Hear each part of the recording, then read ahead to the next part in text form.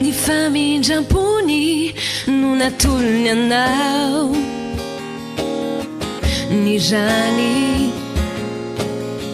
no nalatsany isolony elokao, kaoka ny fisainanao mba atoky azy, farazanany anao fantany mombanao hainy. Ny famindram-pony no natolony anao, ny rany no nalatsany isolony elokao, kaoka ny fisainanao mba atoky azy, farazanany anao fantany mombanao hainy. Komandeana za mitarejetra avelony fakivinao rehetra, mifoaza mifoaza fa ho avy ny mpampakatranao.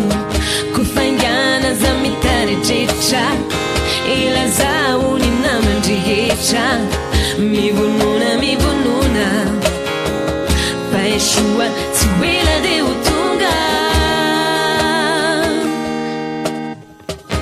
I mason'ny tompo mitsinjo anao,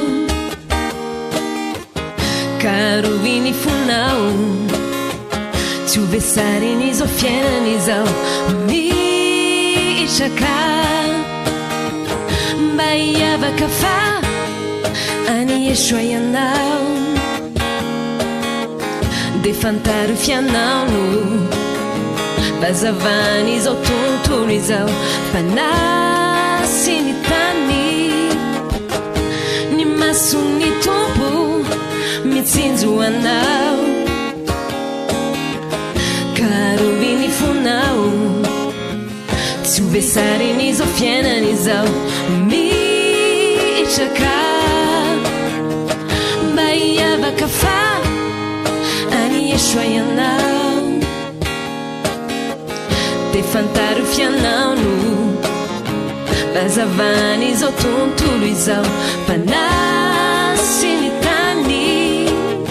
Komandeana za mitarejetra avelony fakivina rehetra, mifoaza mifoaza fa ho avy ny mpampakatranao.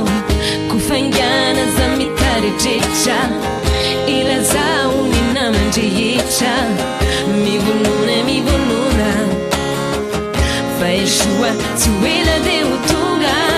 Kofaingana za mitarejetra avelony fakivina rehetra, mifoaza mifoaza fa ho avy ny mpampakatranao. Kofaingana za mitarejetra ilazao ny namandrehetra, mivonona mivonona fa Yeshua tsy ela de ho tonga.